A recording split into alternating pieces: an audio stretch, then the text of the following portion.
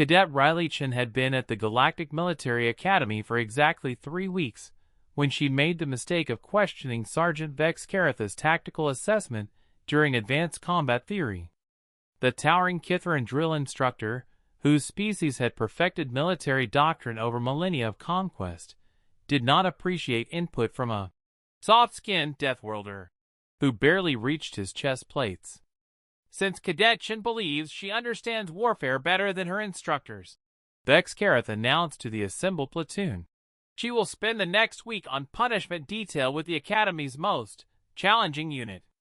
20 minutes later, Riley found herself standing outside Barracks Block C, home to what the Academy staff euphemistically called the Special Assignment Platoon.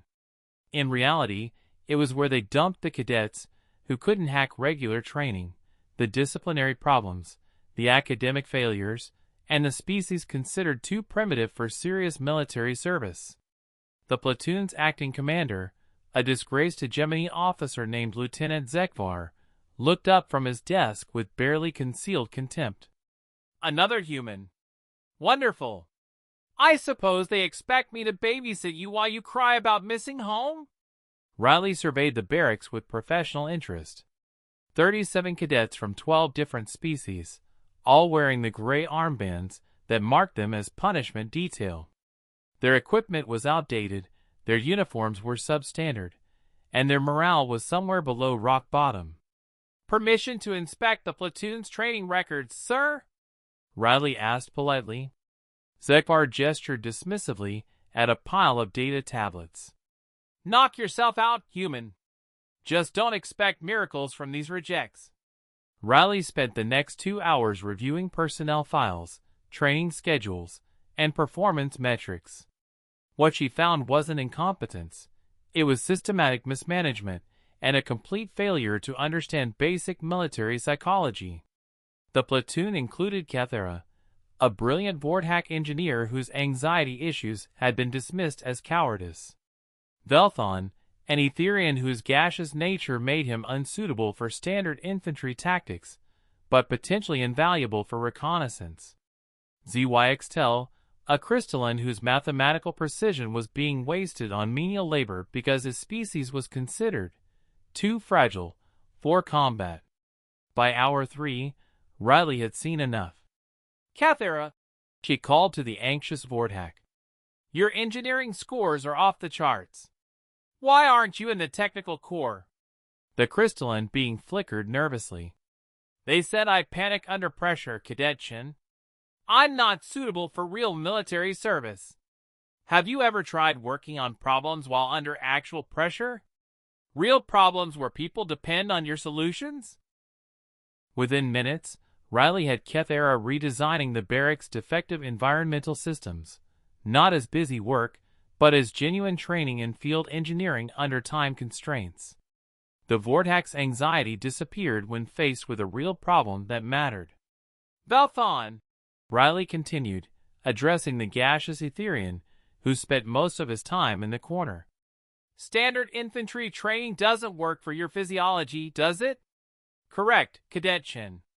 I cannot hold weapons or wear armor as the other species do. But you can slip through ventilation systems, conduct surveillance without being detected, and relay real-time intelligence. When's the last time anyone asked you to do that? Riley organized the platoon into mixed-species fire teams, pairing each member's natural abilities with complementary partners. The crystalline's mathematical precision enhanced the Kithran's aggressive tactics. The Etherian's reconnaissance capabilities supported the hegemony cadet's strategic planning.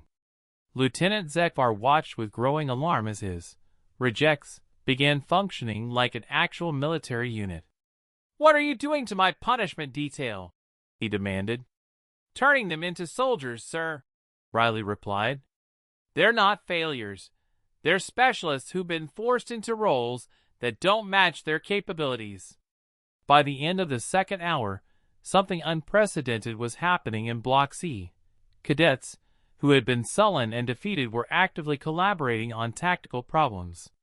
Species, who had never worked together, were discovering unexpected synergies.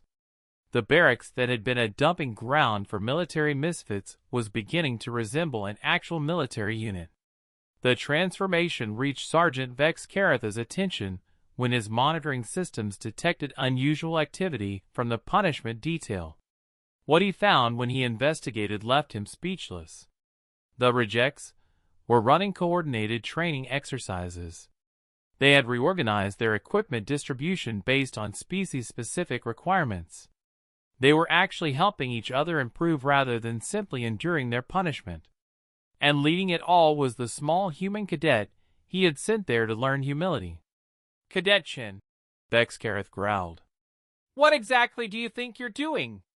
Riley looked up from the tactical planning session she was conducting with 5 different species.